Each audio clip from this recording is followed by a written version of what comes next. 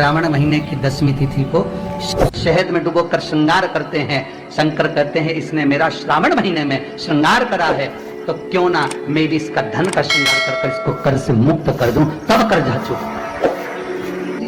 ये केवल श्रावण के महीने में किया जाता है, इसके सिवा कहीं कोई महीने में नहीं कर सकते। शमी के पत्ते को चाहे 21 हो, 11 हो, 51 हो, श्रावण महीने की 10वीं तिथि को उसको शहद में डुबोकर शंकर भगवान के शिवलिंग पर उसको श्रृंगार करो। केवल चढ़ाना नहीं है, जब शहद में डूब जाएगा तो वो चिपक जाएगा। शिव का श्रृंगार करो। क्या होगा इससे?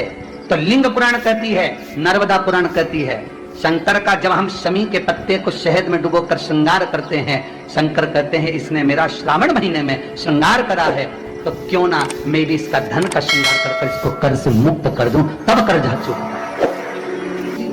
ये केवल श्रावण के महीने में किया जाता है, इसके सिवा कहीं कोई और नहीं। तो बाद में कहोगे कि हमको हर महीने, तो उस महीने में कर, केवल श्रावण की 10वीं, चाहे उजाले की कर लो चाहे अंधेरी की कर लो, एक ही बार करना। तो 10वीं जब तिथि आए, 9 दिन पूरे होने के बाद जब 10वीं तिथि आए, 10वीं, शमी के पत्ते 5 दुर्वा, 5 बेलपत्र, भगवान शंकर के मंदिर में 1 शमी का पत्ता, 1 दुर्वा, 1 बेलपत्र, भगवान शंकर से अपनी कामना करके अपना गोत्र बोलकर शंकर भगवान के शिवलिंग पर समर्पित कर।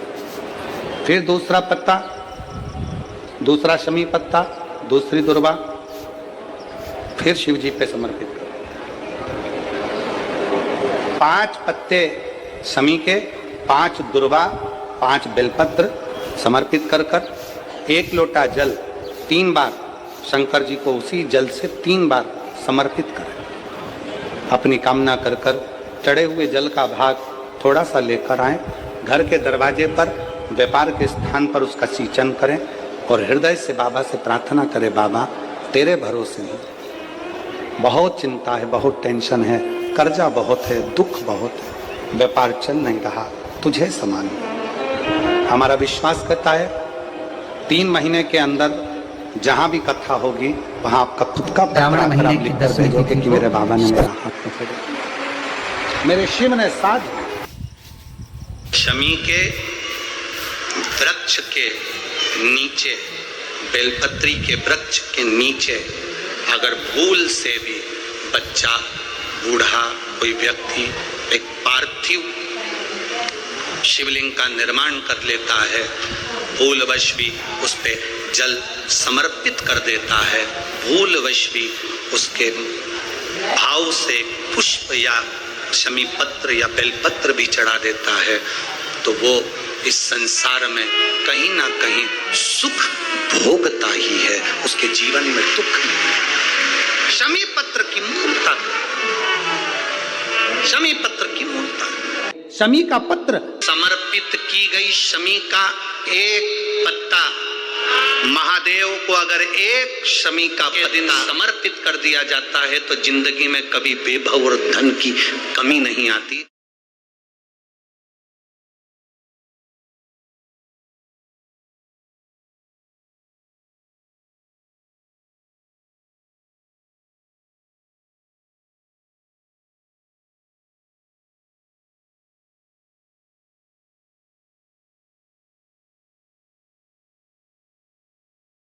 शमी के पेड़ के नीचे हम क्या कर कर जाएं कि हमारी कामना सिद्ध हो जाए, या बेलपत्री के पेड़ के नीचे हम क्या कर कर जाएं कि हमारी कामना सिद्ध हो जाए। तो शिव महापुराण में और गणेश पुराण के अंदर एक बहुत सुंदर प्रसंग, गणेश पुराण में जैसे दुर्गा का प्रसंग कहा गया, तो गणेश पुराण में शमी के जो पत्ते का वर्णन करा गया, तो उसमें स्पष्ट कहा गणेश पुराण में कि यदि 1 लोटा पानी, 1 कलश जल, उसमें चंदन घोलकर अक्षत के 5 दाने और पीपल के 2 पत्ते उसमें डालकर शमी के पेड़ के ऊपर उस जल को समर्पित कर कर आप अपनी कामना बोलकर जिस कार्य के लिए जाते हैं, वो कार्य मात्र 3 दिन में सफल हो जाता है। मात्र 3 दिन लगते हैं। भारत में वर्णन आता है, और महाभारत के अंतर्गत जब पांडवों को वानप्रस्थ दिया गया, तब पांडवों ने भगवान से पूछा कि हम हमारे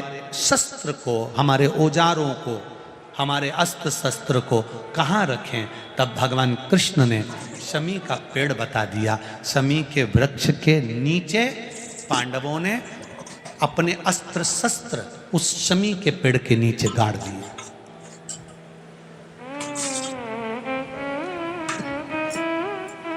शमी के वृक्ष के नीचे अस्त्र शस्त्र को गाड़ा गया। जब वानप्रस्थ पूरा हो गया, पांडव वापिस आए। शमी के पेड़ के नीचे खोदा गया और खोदने के बाद अस्त्र शस्त्र निकाले गए और अस्त्र शस्त्र निकालकर अस्त्र शस्त्र निकालने के बाद पुनः भगवान कृष्ण ने पांडवों को दिए। पांडवों ने उन अस्त्र शस्त्र की पूजन शमी के वृक्ष के नीचे करी तो भगवान कृष्ण ने कह दिया, आज आपने पूजन करी है, दशमी का जो दिन होगा लोग अपने घरों में शस्त्र की पूजन करेंगे, शमी के पत्ती का स्मरण करेंगे, उसके घर में कभी संपदा की कमी नहीं होगी और वीरता का आनंद होगा। वो शमी पत्र थी शमी। और धौम्य ऋषि के पुत्र थे मंदार। मंदार आंकड़ा पुष्प, शमी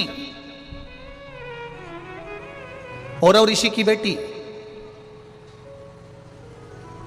जब बड़ी होती चली गई तो वो औरव ऋषि की बेटी शमी ने जीवन में कुछ किया ना किया,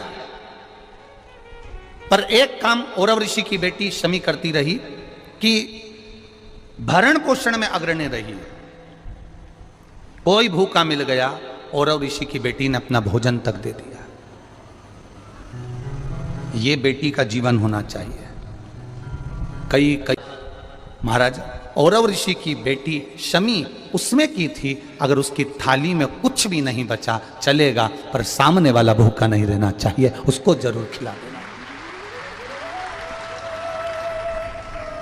ये बड़े विचित्र शब्द हैं, जरा शिव महापुराण के, इसको समझ लेना कि शमी का पेड़, जिस शमी की पत्ती में कांटे होते हैं, जिस बेलपत्र में कांटे होते हैं, और जिस आंकड़े को मंदार के फूल में वो दूध होता है कि आंख में चले जाए तो आंख बेकार हो जाती है, वो दूध होता है जो जहर का काम कर जाता है, ये सब शंकर भगवान को चढ़ रहा है। शमी जिसमें कांटे हैं, बेलपत्र जिसमें कांटे हैं, मंदार का फूल जिसमें जहर भरा पड़ा है, धतूरा जिसमें जहर भरा पड़ा हुआ है, ये शिव को क्यों समर्पित है? ये शंकर को क्यों चाहिए? ये शंकर के पास क्यों जा रहे हैं?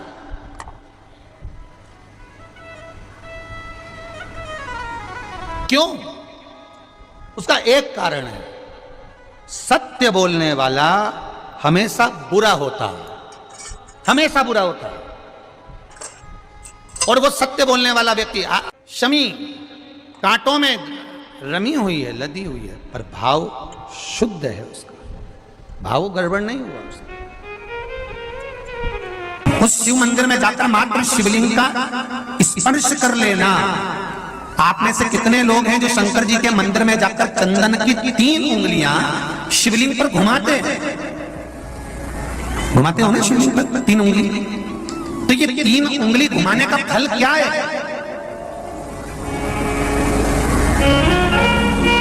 क्या फल है? इस शिवलिंग पर ये 3 उंगली घुमाई जाए तो इसका फल क्या है? तो आपको लगेगा भगवान शंकर को त्रिपुंड लगाना है। बोलो सही है गलत है? आप तो यही सोचोगे ना कि शिव जी को त्रिपुंड लगाया गया है, पर नहीं।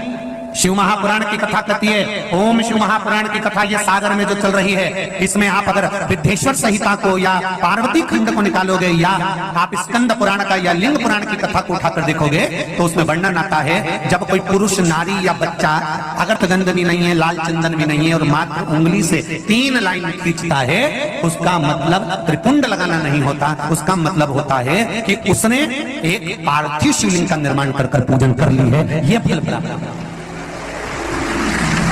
उसका फल ये प्राप्त होता है।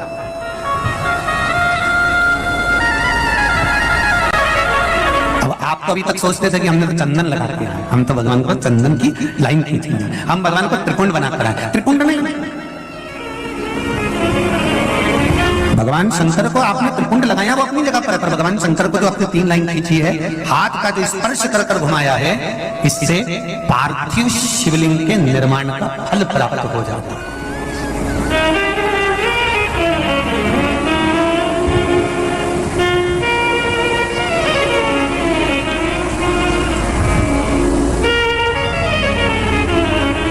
विशेष जब कामना रहती है, विशेष कामना, आज आपका मन कर गया 108 चावल के दाने मेरे को शिव जी को चढ़ाना है, 108 चावल के दाने मुझे शंकर भगवान को चढ़ाना। विशेष आज आपके मन में कोई मनोरथ बड़ा है, कोई कामना बड़ी है, और बाबा से आपने विनती करी कि मेरा ये कार्य अटक रहा है, आप पूरा करोगे, मुझे विश्वास है। 108 चावल के दाने चढ़ाना है। आपने चंदन लगाया, हाथ की हथेली पर 108 चावल के दाने जो घर से गिनकर लेकर गए हो, उसको हथेली में रखा। एक एक चावल का दाना नहीं चढ़ाया, हथेली में रखकर जो विशेष कामना, जैसे किसी कर्मकांडी ब्राह्मण से पूछा जाए, पूजन होने के बाद में विशेष अर्घ दिया जाता है, विशेष अर्घ।